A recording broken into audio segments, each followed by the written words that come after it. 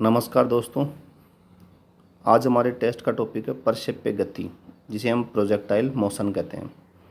तो हमारा first question है कि प्रक्षेप गति में उच्चतम बिंदु पर वेग क्या होगा।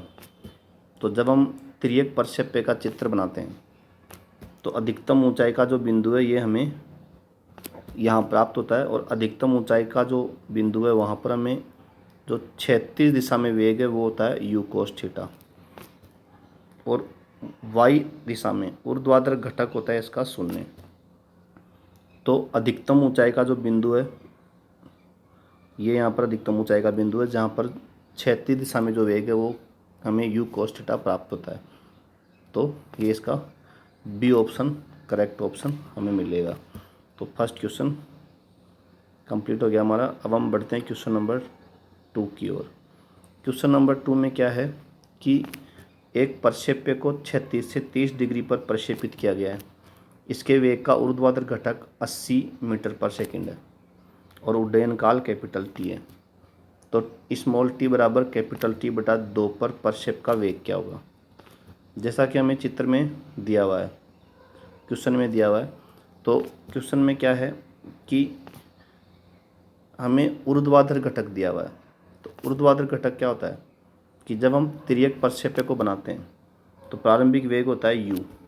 तो इसको हम 2 टुकड़ों में तोड़ देंगे। एक होता है x दिशा में होता है u कोस थीटा, और y दिशा में होता है u साइन थीटा। इसे हम ऊर्ध्वाधर घटक कहते हैं। तो अब हमें दिया हुआ है कि जो ऊर्ध्वाधर घटक है u साइन थीटा वो 80 दिया हुआ है। तो इससे हमें u बराबर 80 बटा साइन 30 मिलेगा, और साइन 30 हम जानते हैं कि 1/2 होता है। तो u बराबर इस प्रकार हमें 160 मीटर पर सेकंड प्राप्त होता है। अब हम क्या करेंगे कि क्षैतिज घटक जो u कोस थीटा है उसकी वैल्यू हमें निकालनी है। तो u हमें प्राप्त हो चुका है पहले 160, और कोस 30 होता है √3/2। तो ये हम यहाँ पर रख देंगे। तो जैसे हम रखेंगे तो हमें जो क्षैतिज घटक है, जो क्षैतिज घटक यू कोस थीटा वो हमें प्राप्त हो रहा है 80√3। तो इस प्रकार हमें इसका जो करेक्ट आंसर है वो बी प्राप्त हो जाएगा, 80√3। अब हम बढ़ते हैं क्वेश्चन नंबर 3 की ओर। क्वेश्चन नंबर 3 है हमारा कि एक प्रक्षेप्य को क्षैतिज से थीटा कोण बनाते हुए यू वेग से फेंका जाता है। तो उच्चतम बिंदु पर तब इसके वेग में परिवर्तन होगा।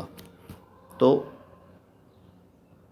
जैसा कि मैंने थोड़ी देर पहले आपको बताया था कि तिर्यक प्रक्षेप का चित्र जब हम बनाते हैं तो प्रारंभ में इसका जो क्षैतिज ऊर्ध्वाधर घटक है वो यू साइन थीटा होता है, और जब ये अधिकतम ऊंचाई के बिंदु पे होता है तो इसका ऊर्ध्वाधर घटक होता है 0। तो ऊर्ध्वाधर घटक में जो परिवर्तन है वो हमें यू साइन थीटा -0 प्राप्त हो रहा है। तो इस प्रकार हमें जो वेग में ऊर्ध्वाधर दिशा में परिवर्तन वो हमें केवल यू साइन थीटा प्राप्त हो रहा है, और क्षैतिज दिशा में वेग में कोई परिवर्तन नहीं होता है, क्योंकि क्षैतिज दिशा में जो घटक यू कोस थीटा होता है वो हमेशा यू कोस थीटा ही बना रहता है। मतलब जब हम किसी तिर्यक प्रक्षेप्य का चित्र बनाएं तो यहाँ भी यू कोस थीटा होता है। हम अधिकतम ऊंचाई के बिंदु पे बनाएं तो यू कोस थीटा होता है। आप इसको यहाँ पर बना दो तो यू कोस थीटा आएगा, यहाँ पर ये वेग बना दो तो यू कोस थीटा आएगा, यहाँ बना दो तो यू कोस थीटा आएगा। तो प्रक्षेप्य की गति के दौरान क्षैतिज घटक सदैव नियत रहता है। तो क्षैतिज दिशा में कोई परिवर्तन नहीं होगा, केवल ऊर्ध्वाधर दिशा में परिवर्तन होता है। तो इस प्रकार हमें इसका जो उत्तर है सी प्राप्त होगा, ऑप्शन सी। अब हम बढ़ते हैं क्वेश्चन नंबर 4 की ओर।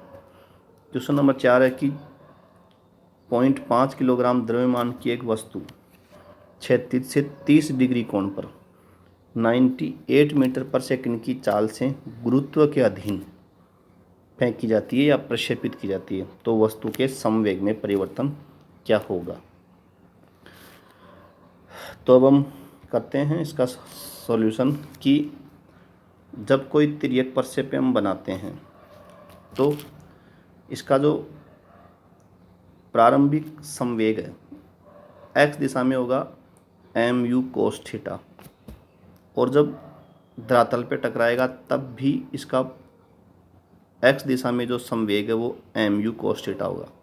तो एक्स दिशा में संवेग में परिवर्तन शून्य होता है, लेकिन जब हम इसका चित्र बनाते हैं तो ऊर्ध्वाधर दिशा में प्रारंभिक जो संवेग है उसको बोलेंगे हम एम यू साइन थीटा, और जब ये धरातल से टकराएगा तो इसके नीचे की ओर जो संवेग आएगा वो एम यू साइन थीटा आएगा। इस प्रकार जब हम इसका परिवर्तन निकालेंगे तो हमें उत्तर प्राप्त होगा 2mu साइन थीटा। परिवर्तन का मतलब अंतिम संवेग माइनस प्रारंभिक संवेग। तो 2mu साइन थीटा जो संवेग में परिवर्तन है वो हमें y दिशा में प्राप्त हो रहा है, तो y दिशा में संवेग प्राप्त होगा। अब हम यहाँ पर इसकी वैल्यूज़ पुट करेंगे तो m यहाँ पर 1/2 या 0.5 है, u 98 है और थीटा 30 डिग्री दिया हुआ है तो साइन 30 है। इसको हल करेंगे तो हमें 49 न्यूटन सेकंड प्राप्त हो रहा है। तो संवेग में परिवर्तन हमें मिल रहा है 49 न्यूटन सेकंड, जो कि हमें बी ऑप्शन प्राप्त हो रहा है। अब हम बढ़ते हैं क्वेश्चन नंबर 5 की ओर। क्वेश्चन नंबर 5 क्या है कि एक वस्तु 36 से 30 डिग्री कोण बनाते हुए 9.8 मीटर पर सेकंड के वेग से प्रक्षेपित की गई है, तो ज़मीन पर कितने समय में पहुंचेगी। तो ज़मीन पर पहुंचने का जो समय है उसे हम बोलते हैं उड्डयन काल। तो तिर्यक प्रक्षेप्य का जो उड्डयन काल है उसका सूत्र होता है t बराबर 2u साइन थीटा अपॉन जी। तो हमें u के स्थान पर हम यहाँ पर 9.8 रखेंगे, थीटा के स्थान पे अपन 30 रखेंगे और g यहाँ पर 9.8 रख लेंगे। तो इसको जब हल करेंगे तो हमें प्राप्त हो रहा है 1 सेकेंड। तो हमें उड्डयन काल 1 सेकेंड प्राप्त हो रहा है, जो कि हमारे क्वेश्चन में जो ऑप्शन है वो बी है। तो इस प्रकार हम इसके सूत्र में रखकर इसका उड्डयन काल निकाल सकते हैं 2u साइन थीटा अपॉन जी। अब हम आगे बढ़ते हैं क्वेश्चन नंबर 6 में। क्वेश्चन नंबर 6 क्या है कि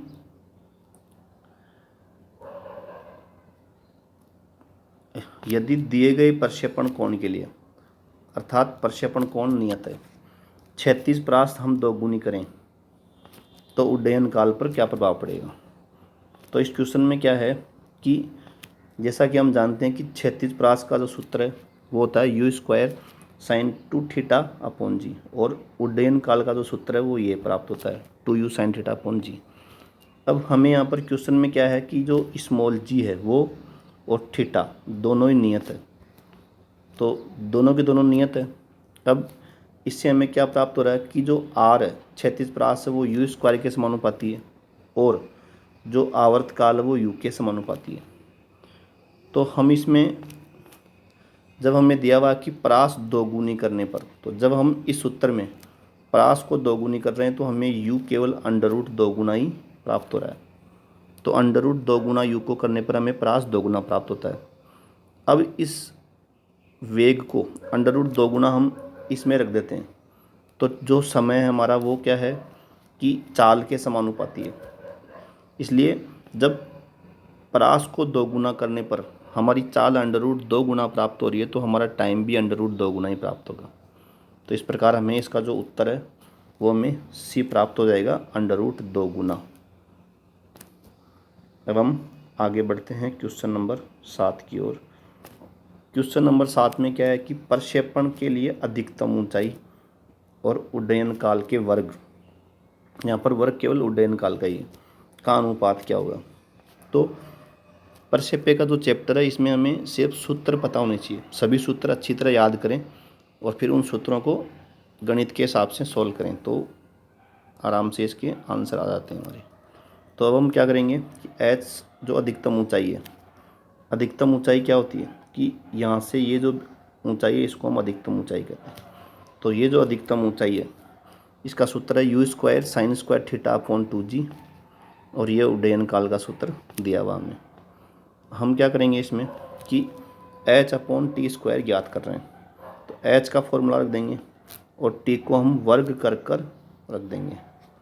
तो जैसे हम इसमें रखेंगे तो हमें प्राप्त हो रहा है g/8, तो g को हम 10 रख देंगे, 8 एज इट इज रहेगा। तो हम इसको हल करेंगे तो हमें h अपॉन टी स्क्वायर का जो उत्तर है वो 5/4 प्राप्त हो रहा है, जो कि हमारे क्वेश्चन में ऑप्शन ए है। इस प्रकार हमारा क्वेश्चन नंबर 7 में ए ऑप्शन प्राप्त हो गया। अब हम बढ़ते हैं क्वेश्चन नंबर 8 की ओर। क्वेश्चन नंबर 8 क्या है कि यदि दो वस्तुएं 30 डिग्री और 60 डिग्री पर समान वेग से फेंकी जाए तो उनमें से कौन सी भौतिक राशि सेम रहेगी। तो ये जो क्वेश्चन है ये गैलीलियो के कथन पर आधारित है। गैलीलियो ने क्या बोला है कि यदि किसी वस्तु को, या दो वस्तुएं हो सकती है, यदि उन्हें थीटा तथा 90 माइनस थीटा कोणों पर फेंकें तो समान चाल पर फेंकने पर हमें जो उसकी परास है वो समान प्राप्त होगी। तो इस प्रकार हमें यहाँ पर हम देख रहे हैं कि एक एंगल, यदि थीटा को हम 30 डिग्री मान रहे हैं तो यहाँ पर 90 माइनस थीटा 60 प्राप्त हो रहा है। तो इस प्रकार 30 डिग्री और 60 डिग्री दोनों पूरक कोण हैं। तो इसलिए हमें गैलीलियो के कथन के अनुसार इनकी परास समान प्राप्त होगी। तो इसलिए इसका जो करेक्ट ऑप्शन है वो ए ऑप्शन हमें प्राप्त हो जाएगा। तो इसका ऑप्शन ए उत्तर आ जाएगा हमें। अब हम आगे बढ़ते हैं क्वेश्चन नंबर 9 की ओर। क्वेश्चन नंबर 9 है कि एक कण किसी प्रारंभिक चाल से फेंकने पर 50 मीटर दूरी तय करता है। यदि कण को दोगुने वेग से फेंकें तो उसी तल में इसके द्वारा तय की गई दूरी ज्ञात करें। तो इस क्वेश्चन में हमें क्या दिया गया है कि जो कोण है, कोण हमें नियत दिया गया है, सिर्फ चाल को परिवर्तित किया गया है। तो हम इस सूत्र को, जो क्षैतिज परास का जो सूत्र है u square sine two theta upon g, इसमें हमें स्मॉल जी और थीटा नियत दिए हुए, सिर्फ चाल को बदला गया है। तो इस स्थिति के अनुसार हम आर यू स्क्वायर के समानुपाती होगा। अब हम यहाँ पर दो सिचुएशन दी हुई है, तो इस सूत्र को हम दो बार प्रयुक्त करेंगे। By R1 divided by U2 by U1 का होल स्क्वायर। तो ये सूत्र हम यहाँ पर लगाएंगे। तो हमें U2 दिया हुआ है 2U, और इसको हम जब हल कर रहे हैं तो हमें प्राप्त हो रहा है R2 बराबर 4R1, और R1 हमें 50 दिया हुआ है, अर्थात हमें R2 मिल गया 200 मीटर। तो हमें C उत्तर प्राप्त हो जाएगा। तो इसमें हमें सूत्र पता होना चाहिए और इस सूत्र को हमें दो बार प्रयुक्त करना है और भाग देना है, तो उससे हमें 200 मीटर प्राप्त हो रहा है। तो इसका आंसर आ जाएगा C। अब हम आगे बढ़ते हैं क्वेश्चन नंबर 10 की ओर। क्वेश्चन नंबर 10 है कि किसी तोप से एक गोला 500 मीटर पर सेकंड के वेग से दागा जाता है, तो प्रक्षेपण कोण यदि 15 डिग्री है तो परास ज्ञात करनी है। परास का फॉर्मूला हमें पता है कि u square sine two theta upon g होता है। अब हमें यू 500 दिया हुआ है, थीटा 15 डिग्री दिया हुआ है, फॉर्मूले में 2 थीटा इसलिए 30 हो गई। अब हम इसे जब हल करेंगे तो हमें प्राप्त हो रहा है 12,500 मीटर। अब इसे जैसा हमें क्वेश्चन के ऑप्शन में दिया हुआ उसके हिसाब से हम बदल सकते हैं।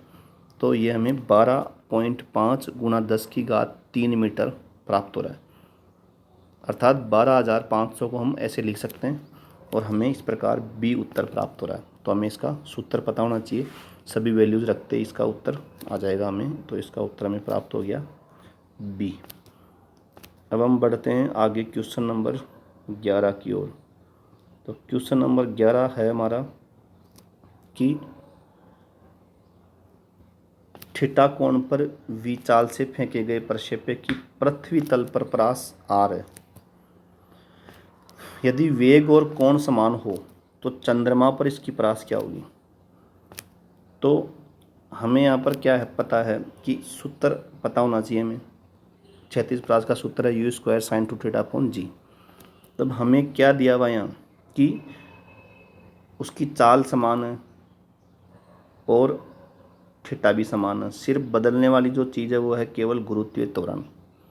अब हमें ये जो सूत्र है ये हमें गुरुत्वाकर्षण का जो चैप्टर है उसमें पता होता है कि चंद्रमा के धरातल पे जो गुरुत्वीय त्वरण है वो पृथ्वी के गुरुत्वीय त्वरण का 1/6 होता है। तो ये चीज़ हमें यहाँ पर पता होनी चाहिए। अब हम इस सूत्र को दो बार प्रयुक्त कर रहे हैं।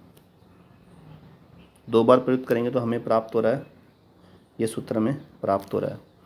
अब इस वाले फॉर्मूले से हम यहाँ पर ये हमें 6 प्राप्त हो जाएगा, जी पृथ्वी डिवाइडेड बाई जी चंद्रमा, यहाँ से हमें 6 प्राप्त होगा। अर्थात हमें आर चंद्रमा बटा आर पृथ्वी 6 प्राप्त हो रहा है। इसको जब हम हल कर रहे हैं तो आर मून बराबर 6 आर अर्थ हो गया। अर्थात चंद्रमा की धरातल पर जो परास है वो पृथ्वी पर जो परास प्राप्त हो रही है प्रक्षेप्य की उसकी 6 गुना है। तो इसका उत्तर आएगा 6 आर। तो इस ऑप्शन के अनुसार हमारा जो उत्तर है इसमें बी प्राप्त हो गया, 6 आर। तो अब हम आगे बढ़ते हैं क्वेश्चन नंबर 12 की ओर। क्वेश्चन नंबर 12 है कि उच्चतम बिंदु पर किसी प्रक्षेप्य की चाल उसकी प्रारंभिक चाल की 1/√2 गुनी हो तो क्षैतिज परास क्या होगी। तो जैसे ही हमें कंडीशन दी हुई है उसके अनुसार हम सोल्व करेंगे कि उच्चतम बिंदु पर जो वेग है वो तो हमें पता है कि क्षैतिज घटक ही होने वाला है। अर्थात हमें u cos थीटा दिया हुआ है। तो u cos थीटा का मान क्या दिया हुआ है कि प्रारंभिक वेग का 1/√2 गुना, ये क्वेश्चन में गिवन है। अब हम इसको हल करने पे हमें प्राप्त हो रहा है कि u से u कट जाएगा तो हमें cos थीटा 1/√2 मिलेगा, जिससे हमें थीटा 45 डिग्री प्राप्त हो रहा है। अब यहाँ से हम जब परास निकालेंगे तो परास का फॉर्मूला है u² sin 2 थीटा अपॉन जी। अब इसमें हम क्या करेंगे कि जो थीटा में 45 डिग्री प्राप्त हुआ तो यहाँ पर फॉर्मूले में 2 थीटा है, इसलिए साइन 90 1 हो जाएगा। तो ये 1 होगा, इसलिए हमारा जो क्षैतिज परास का जो सूत्र प्राप्त हो रहा है हमें u² अपॉन जी प्राप्त हो रहा है। तो इस प्रकार हमें u² अपॉन जी हमारे फर्स्ट ऑप्शन में दिया हुआ है। तो हमारा उत्तर आएगा इसमें स्मॉल ए। इस प्रकार हमारा जो क्वेश्चन नंबर 12 है वो पूरा हो गया है। अब हम बढ़ते हैं क्वेश्चन नंबर 13 की ओर। Question number 13। क्वेश्चन नंबर 13 क्या है कि बड़ी संख्या में बंदूक की गोलियां एक समान चाल से सभी दिशाओं में दागी जाती है। सभी दिशाओं में दागी जाती है तो ज़मीन पर वह अधिकतम क्षेत्रफल क्या होगा जिस पर ये गोलियां फैलेगी। तो इस क्वेश्चन में हम क्या करेंगे कि माना कि एक व्यक्ति है, यहाँ से गोलियां दाग रहा है, तो ये व्यक्ति इधर भी गोली दाग सकता है, ये व्यक्ति इधर भी गोली दाग सकता है, ये व्यक्ति इधर भी गोली दाग सकता है, ये व्यक्ति इधर भी गोली दाग सकता है, उधर भी, चारों तरफ ये गोली दागेगा। तो इस प्रकार हमें प्राप्त क्या हो रहा है कि यहाँ पर खड़ा हुआ व्यक्ति इस पूरे क्षेत्रफल में गोलियां दाग सकता है। अर्थात यहाँ पर जो व्यक्ति है वो आर मैक्स अधिकतम दूरी तक गोली दाग सकता है। तो ये चारों तरफ जब आर मैक्स होगा तो हमें एक वृत्त प्राप्त होगा, तो उसका क्षेत्रफल हमें प्राप्त करना है। तो इस प्रकार हम आगे बढ़ते हैं। तो अधिकतम परास के तुल्य त्रिज्या के वृत्त का क्षेत्रफल अधिकतम होगा। अधिकतम क्षेत्रफल क्या होगा, पाई आर स्क्वायर। तो यहाँ पर आर की जगह हम क्या रख रहे हैं, आर मैक्स, जैसा कि मैंने चित्र में भी समझाया था आपको। तो इस प्रकार हमें उत्तर प्राप्त हो रहा है पाई आर मैक्स का स्क्वायर। अब आर मैक्स क्या होता है, u² अपॉन जी होता है। हमें पता है कि जब क्षैतिज परास के सूत्र में हम 45 डिग्री रखते हैं तो हमें आर मैक्स प्राप्त होता है u² अपॉन जी। तो जैसे हम इसमें रखेंगे तो हमें प्राप्त हो रहा है पाई u⁴ बटा g²। तो इस प्रकार हमें जो उत्तर प्राप्त हो रहा है इसमें बी प्राप्त हो रहा है। तो ये हमारा इसका उत्तर बी करेक्ट आंसर हो जाएगा। तो इस प्रकार हमारा ये क्वेश्चन नंबर 13 पूरा हो गया। अब बढ़ते हैं क्वेश्चन नंबर 14 की ओर। क्वेश्चन नंबर 14 है कि क्षैतिज से 15 डिग्री प्रक्षेपण कोण पर प्रारंभिक चाल u से एक प्रक्षेप्य को फेंका गया है, तब इसकी क्षैतिज परास r है। यदि वही प्रक्षेप्य क्षैतिज से 45 डिग्री कोण पर और 2 गुनी चाल से फेंकें तो इसकी क्षैतिज परास क्या होगी। फिर इस क्वेश्चन में हमें क्या करना है कि क्षैतिज परास का जो फॉर्मूला है वो 2 बार काम में लेना है। अब यहाँ पर क्वेश्चन में क्या है कि थीटा बदला गया है और u बदला गया है, इसलिए यहाँ पर जो नियत है वो केवल g है, गुरुत्वीय त्वरण नियत है। तो अब हमें क्या करेंगे कि यहाँ से गुरुत्वीय त्वरण नियत होने से इस फॉर्मूलेशन में मिला कि r समानुपाती u² sin 2 थीटा हो गया। तो इस फॉर्मूले को हम 2 बार प्रयुक्त कर रहे हैं। जैसे 2 बार हम प्रयुक्त करेंगे तो थीटा की वैल्यू रख देंगे, चाल की वैल्यू रख देंगे। तो जैसे हम रखेंगे तो ये हमें इस सूत्र से ये यहाँ पर सॉल्यूशन करने पर हमें प्राप्त हो रहा है r2 बराबर 8 r1। तो इस प्रकार हमें इसका जो उत्तर है C प्राप्त होगा। तो इसमें भी क्वेश्चन में जो है सभी क्वेश्चनों में जो सूत्र वो हमें अच्छी तरह याद होने चाहिए और ट्रिगोनोमेट्री आपकी सॉलिड होनी चाहिए, उससे क्वेश्चन आसानी से हो जाएगा। अब हम आगे बढ़ते हैं क्वेश्चन नंबर 15। क्वेश्चन नंबर 15 है कि एक क्रिकेट खिलाड़ी अधिकतम 100 मीटर क्षैतिज दूरी तक गेंद को फेंक सकता है उसी प्रयास से, अर्थात उतनी ऊर्जा से। वही व्यक्ति यदि उस गेंद को ऊर्ध्वाधर फेंके तो अधिकतम ऊंचाई क्या होगी। तो ये जो क्वेश्चन है इसमें हमें दो चैप्टर काम में लेने हैं, एक तो परसेप्य वाला जो चैप्टर है वो, और एक है सरल रेखीय गति वाला चैप्टर। अब हमें परसेप्य के चैप्टर से क्या मिल रहा है कि अधिकतम जो परास है वो u²/g होती है, जो कि हमें 100 क्वेश्चन में दी हुई है। और ये कब प्राप्त होता है, जब थीटा 45 होता है, तो हमको सूत्र में रखना होता है, तब उससे ये फॉर्मूला आएगा हमारा। तो इससे हमें r अधिकतम 100 मिला, तो इससे हमें u² प्राप्त हो रहा है 1000, g का मान 10 रखने पर। अब हम क्या करेंगे कि सरल रेखीय जो चैप्टर है, सरल रेखीय गति में जब हम अधिकतम ऊंचाई का जिक्र करते हैं तो उसका फॉर्मूला होता है u²/2g। तो हमें ऊपर वाले जो क्वेश्चन है उसमें u² का मान 1000 प्राप्त हुआ, तो वो हम यहाँ पर 1000 रख देंगे और 2g को हम यहाँ पर 2 × 10 लिख देंगे। जब हम इसको सोल्व करेंगे तो हमें 50 मीटर प्राप्त हो रहा है। जब हम सरल रेखीय प्रक्षेप्य की बात करते हैं तो ये इस प्रकार से बनता है और यहाँ पर धरातल से ये 90 डिग्री कोण मिलता है हमें। तो इस प्रकार हमें जो उत्तर है ये प्राप्त हो गया 50 मीटर। अब हम आगे बढ़ते हैं क्वेश्चन नंबर 16 की ओर। क्वेश्चन नंबर 16 है कि एक खिलाड़ी द्वारा फेंकी गई गेंद दूसरे तक 2 सेकंड में पहुंच जाती है, अर्थात हमें उड्डयन काल दिया हुआ है 2 सेकंड। अब हमें क्या दिया हुआ है कि उड्डयन काल दिया हुआ है, तो हमें प्रक्षेपण बिंदु के ऊपर गेंद द्वारा प्राप्त अधिकतम ऊंचाई ज्ञात करनी है। तो अधिकतम ऊंचाई में हम क्या करेंगे, पहले हमें क्या दिया हुआ कि अधिकतम ऊंचाई में हमें u और थीटा दोनों पता होना चाहिए, लेकिन ऐसा हमें क्वेश्चन में नहीं दिया हुआ है।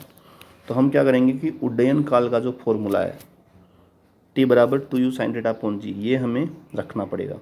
तो t = 2 सेकंड हमें क्वेश्चन में दिया हुआ है। तो जब हम इसको हल कर रहे हैं तो हमें u sin θ में 10 प्राप्त हो रहा है, और हम अधिकतम ऊंचाई का जो सूत्र है वो जानते हैं u² sin² θ/2g। तो इस सूत्र को हम ऐसे लिख सकते हैं कि h = u sin θ का होल स्क्वायर और डिवाइडेड बाई 2g। तो हम u sin θ की वैल्यू रख देंगे 10, तो ये 10 का होल स्क्वायर आएगा और ये नीचे 2g आ जाएगा। तो इसको जब हम हल करेंगे तो हमें 5 मीटर प्राप्त हो रहा है। तो अर्थात हमें t के सूत्र से u sin θ निकाल कर h में सूत्र में रखना है, तब जाके हमें इसका जो उत्तर है 5 मीटर प्राप्त हो रहा है, जो कि सी ऑप्शन है। अब हम आगे बढ़ते हैं क्वेश्चन नंबर 17 की ओर। तो क्वेश्चन नंबर 17 है, यदि प्रक्षेप्य का प्रारंभिक वेग 2 गुना कर दें तो प्रक्षेपण कोण समान रखते हुए अधिकतम ऊंचाई क्या होगी। तो हमें यहाँ पर क्वेश्चन में क्या है कि जो थीटा है वो नियत दिया हुआ है। तो जब थीटा नियत दिया हुआ है, जी भी नियत होता है, इसका मतलब h समानुपाती u² आएगा। तो इस सूत्र के अनुसार हम इसको हल करेंगे। तो कण का जब प्रारंभिक वेग 2 गुना हम कर रहे हैं, अर्थात h का मान 4 गुना हो जाएगा, क्योंकि h समानुपाती u² है। तो h का मान 4 गुना हो जाएगा, जो कि हमें सी ऑप्शन में दिया हुआ है। तो सी उत्तर इसका करेक्ट ऑप्शन है। तो अब हम बढ़ते हैं आगे क्वेश्चन नंबर 18 की ओर। क्वेश्चन नंबर 18 हमारा कि किसी प्रक्षेप्य की अधिकतम परास 400 मीटर है, तो इसके द्वारा प्राप्त अधिकतम ऊंचाई क्या होगी। तो इस क्वेश्चन में हमें क्या दिया हुआ है कि अधिकतम परास का जिक्र किया हुआ है। अधिकतम परास का जिक्र जब होता है तो हमें थीटा 45 डिग्री पता होना चाहिए। तो आर मैक्सिमम 400 मीटर हमें क्वेश्चन में दिया हुआ है। तब हम क्या करते हैं कि जब एच का और आर का दोनों फॉर्मूलों को हम हल करें, अर्थात एच बटा आर निकाल कर हमें एक रिलेशन मिलता है। तो एच और आर के फॉर्मूलों को डिवाइड करने पर हमें ये जो रिलेशन मिल रहा है R equal to 4h cot theta, ये हमें याद होना चाहिए। इससे हमें क्वेश्चन करने में टाइम बचेगा। तो इस क्वेश्चन में हमें आर दिया हुआ है 400 मीटर, 4h फॉर्मूले के अंदर है, और थीटा यहाँ पर अधिकतम परास के हिसाब से 45 डिग्री दिया हुआ है, तो वो भी हम रख देंगे। तो यहाँ से हमें हल करने पर एच का वैल्यू प्राप्त हो रही है 100 मीटर। तो एच की जो वैल्यू हमें 100 मीटर प्राप्त हो रही है, जो कि हमें ए ऑप्शन में दी हुई है। तो ये इसका करेक्ट उत्तर आएगा हमारा। तो इस क्वेश्चन में जो महत्वपूर्ण बात है वो हमें क्या याद रखनी है कि हमें आर बराबर 4h कोट थीटा याद रखना है, और ये केवल तिर्यक प्रक्षेप्य के लिए ही वैलिड होता है, इस प्रक्षेप्य के लिए होता है केवल। अब हम आगे बढ़ते हैं क्वेश्चन नंबर 19 की ओर। क्वेश्चन नंबर 19 है कि यदि किसी प्रक्षेप्य का उड्डयन काल 10 सेकंड है और परास 500 मीटर है, तो इसकी अधिकतम ऊंचाई ज्ञात करें। तो इस क्वेश्चन में भी हम क्या करेंगे कि उड्डयन काल का जो फॉर्मूला है 2u sin थीटा अपॉन जी, उसको रखेंगे और इसके बराबर 10 सेकंड रख देंगे। तो यहाँ से हमें u sin थीटा मिल रहा है। तो u sin थीटा हमें 50 प्राप्त हो रहा है। तो जो अधिकतम ऊंचाई का सूत्र है वो u square sine square theta upon 2g है। तो यहाँ पर जो अंश का भाग है उसमें हम sin थीटा रख देंगे। तो 50 का होल स्क्वायर आएगा ही, डिवाइडेड बाई 2g, इसको हल करेंगे तो हमें 125 प्राप्त हो रहा है। तो जो कि हमारे ऑप्शन में ए है, तो इसका ए उत्तर करेक्ट है। तो हमारा 19 नंबर क्वेश्चन कंप्लीट हो चुका है। अब हम बढ़ते हैं क्वेश्चन नंबर 20 की ओर। क्वेश्चन नंबर 20 क्या हमारा कि यदि किसी मीनार के शिखर से वस्तु को 18 मीटर पर सेकंड के वेग के साथ क्षैतिजतः फेंकें तो यह 45 डिग्री कोण पर धरातल पर टकराती है। तो जब यह ज़मीन से टकरा रही है या धरातल से टकरा रही है तो उस समय इसका वेग का ऊर्ध्वाधर घटक, मतलब अर्थात वाई दिशा में जो वेग है वो हमें प्राप्त करना है। तो हमें इस क्वेश्चन में क्या करना है कि इस क्वेश्चन में जो चित्र है ये हमें बनाना होता है। तो इस चित्र में क्या ये 36 प्रक्षेप्य है। 36 प्रक्षेप का मतलब कोई मीनार आपको दी हुई है या कोई ऊंचाई से आपको कोई वस्तु फेंकनी है, तो इसको हम 36 प्रक्षेप्य कहते हैं। तो अब ये जो प्रक्षेप्य है इसमें भी क्षैतिज दिशा में जो वेग है वो हमेशा ही u रहेगा, जो प्रारंभिक वेग है वही रहेगा हमेशा। सिर्फ y दिशा में वेग लगातार बढ़ते जाएगा गुरुत्व के कारण। तो हमें जो क्वेश्चन है उसके अनुसार धरातल पे टकराएगी, तो ये हमें चित्र बन रहा है, ये हमें x दिशा का वेग है, ये y दिशा का वेग है, और ये इसका अंतिम वेग है। तो अब हम यहाँ से इसको हल करें तो हमें tan 45 equal to vy upon vx मिल रहा है। तो यहाँ से हम क्या करेंगे कि vy तो हमें फाइंड आउट करना, और vx हमें प्रारंभिक वेग है जो हमेशा नियत रहता है 18 दिया हुआ है। तो और tan 45 हमें पता है 1 होता है। तो इसको हल करने पर हमें ऊर्ध्वाधर दिशा में जो वेग प्राप्त हो रहा है वो 18 मीटर पर सेकंड प्राप्त हो रहा है। तो इस प्रकार हमें जो उत्तर है 18 मीटर पर सेकंड मिला है ऊर्ध्वाधर वेग जब ये धरातल पर टकराएगी। तो अब हम आगे बढ़ते हैं क्वेश्चन नंबर 21 की ओर। क्वेश्चन नंबर 21 है कि दो गोलियां एक साथ एक ही स्थान से विभिन्न चालों के साथ यदि दागी जाती है तो कौन सी गोली धरातल पर मतलब सबसे पहले टकराएगी। तो इस क्वेश्चन में हमें क्या ध्यान रखना है कि यदि कोई प्रक्षेप्य हम इस प्रकार का हम प्रक्षेप्य बना रहे हैं कोई किसी ऊंचाई h से, तो इसमें यदि हम u चाल से फेंकते हैं तो इस प्रक्षेप्य को हम ऐसे मान सकते हैं कि h ऊंचाई से स्वतंत्रता पूर्वक एक वस्तु नीचे आ रही है और u चाल से r परास के लिए एक वस्तु इधर जा रही है और x दिशा में कोई त्वरण नहीं होगा। इस प्रकार हम जो क्षैतिज प्रक्षेप्य है उसको हम दो सरल रेखीय गतियों का मिश्रण मान सकते हैं। एक ऊर्ध्वाधर नीचे की ओर स्वतंत्रता पूर्वक गिरती हुई वस्तु और एक क्षैतिज दिशा में नियत चाल u से गतिमान वस्तु। दोनों सरल रेखीय गतियाँ, उनको मिक्स करते ही हमें क्षैतिज प्रक्षेप्य प्राप्त हो जाएगा।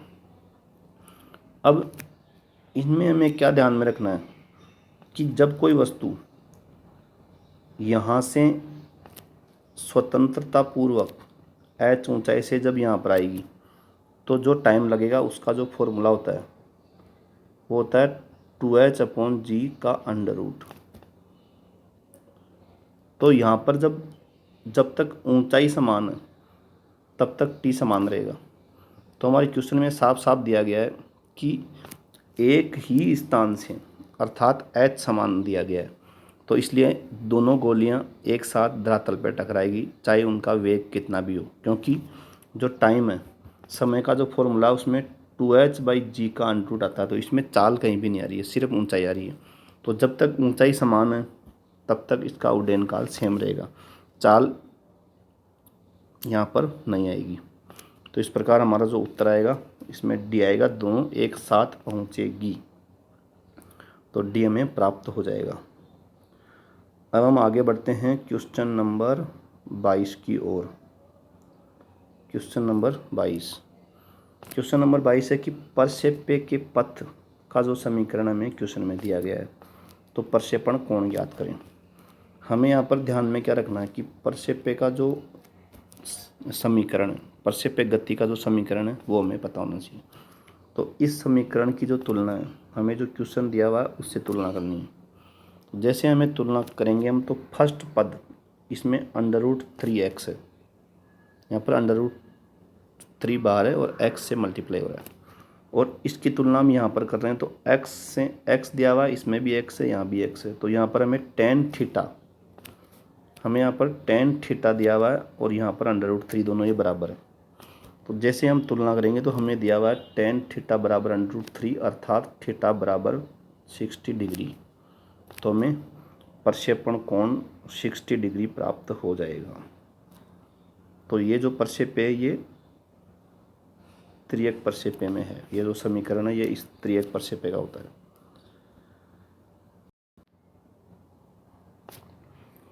चलो अब हम आगे बढ़ते हैं क्वेश्चन नंबर 23 की ओर। क्वेश्चन नंबर हमारा 23 है कि यदि प्रक्षेप्य पथ का जो समीकरण है y = 16x - 5x² है, तो इसकी क्षैतिज परास क्या होगी। तो जो हमें ऊपर जो हमें क्वेश्चन में जो हमें ये जो फॉर्मूला दिया हुआ है, इस फॉर्मूले को हम इसमें बदल सकते हैं। तो हमें जो फॉर्मूला दिया हुआ है, एक फॉर्मूला तो हमें मिल गया ये वाला और एक फॉर्मूला मिल गया ये वाला, तो इन दोनों की हम फिर से तुलना करेंगे। तो हमें जो क्वेश्चन में दिया गया फॉर्मूला है उसको थोड़ा सा इसके पदों में इसकी तरह हम इसे रखने की कोशिश करें, तो हमें प्राप्त हो रहा है 16x इंटू अंदर मिल रहा है 1 - x/64/5। तो हम क्या करेंगे, इसकी तुलना कर रहे हैं इस समीकरण से। तो जैसे हम तुलना कर रहे हैं तो हमें कैपिटल R बराबर 64/5 प्राप्त हो रहा है, अर्थात हमें परास मिल गई 12.8 मीटर, जो कि हमारा ऑप्शन इसमें है डी। तो 12.8 मीटर परास हमें प्राप्त हो जाएगी। अब हम बढ़ते हैं आगे क्वेश्चन नंबर 24 की ओर। क्वेश्चन नंबर 24 है कि रेलगाड़ी की खिड़की से एक पत्थर छोड़ा गया है। तो इस प्रकार ये रेलगाड़ी है। अब जैसे ये रेलगाड़ी आगे की ओर चल रही है और इससे हम कोई वस्तु यहाँ से कोई छोड़ेगा बाहर हाथ निकाल कर, तो ये ऐसे प्रक्षेप्य बनेगा, अर्थात क्षैतिज प्रक्षेप्य मिलेगा। तो हमें रेलगाड़ी से यदि कोई यू चाल से रेलगाड़ी चल रही है तो यहाँ से वस्तु को जैसे छोड़ेगा हमें इस प्रकार का प्रक्षेप्य मिलेगा। तो इसको हम बोलेंगे कि हमें क्षैतिज प्रक्षेप्य प्राप्त हो रहा है। तो हमारा उत्तर आएगा इसमें परवलयाकार, क्योंकि हम जानते हैं कि जो प्रक्षेप्य उसका जो पथ है वो है परवलयाकार होता है, और ये जो परवलयाकार हमारे ऊपर वाले जो क्वेश्चंस है उनमें जो समीकरण है उसमें भी दिखता है कि x की जो घात है वो स्क्वायर है, इसलिए परवलय बनेगा। तो हमें यहाँ पर उत्तर प्राप्त हो गया सी। अब हम बढ़ते हैं लास्ट एंड फाइनल क्वेश्चन की ओर। क्वेश्चन नंबर 25 है कि गुरुत्व के अधीन मुक्त तिर्यक प्रक्षेप्य गति में क्या होता है, कौन सी राशि संरक्षित है। तो इसमें हमें पता होना चाहिए कि जो ये तिर्यक प्रक्षेप्य है इसमें क्या होगा कि वस्तु की जो कुल ऊर्जा है वो संरक्षित रहती है। कुल ऊर्जा का मतलब यहाँ पर है कि गतिज ऊर्जा और प्लस स्थितिज ऊर्जा का जो योग है वो नियत होगा। इसमें क्या होता है कि जैसे हम ये चित्र बनाएंगे तो जब प्रक्षेपण जो बिंदु है यहाँ पर केवल इसकी गतिज ऊर्जा होती है, स्थितिज ऊर्जा शून्य होती है। जैसे ये अधिकतम ऊंचाई के बिंदु पे आएगा तो यहाँ पर इसकी केवल स्थितिज ऊर्जा भी होगी और गतिज ऊर्जा भी होगी क्षैतिज दिशा में। और जैसे ही ये धरातल पे टकराएगा उस समय इसकी टकराने के ठीक पहले इसकी केवल गतिज ऊर्जा होगी, स्थितिज ऊर्जा नहीं होगी। तो इस प्रकार हम इसमें देखते हैं कि प्रत्येक बिंदु पर प्रक्षेप्य के पथ के प्रत्येक बिंदु पर इसकी गतिज ऊर्जा और स्थितिज ऊर्जा का जो योग है वह नियत रहता है। तो इस प्रकार इसमें जो हमारा ऑप्शन आएगा कि कुल ऊर्जा संरक्षित रहेगी। अब हम इसमें क्या देखते हैं कि जैसे जैसे ये वस्तु ऊपर जाती है इसकी स्थितिज ऊर्जा बढ़ती जाएगी और गतिज ऊर्जा घटती जाएगी। और जैसे ये अधिकतम ऊंचाई पे पहुंचती है उसके बाद में इसकी स्थितिज ऊर्जा घटती जाएगी और गतिज ऊर्जा बढ़ती जाएगी। तो ये हमें इसमें ध्यान में होना चाहिए कि गतिज ऊर्जा और स्थितिज ऊर्जा दोनों का योग नियत रहता है, अर्थात कुल ऊर्जा संरक्षित रहती है। तो इसमें हमें ए उत्तर प्राप्त हो जाएगा।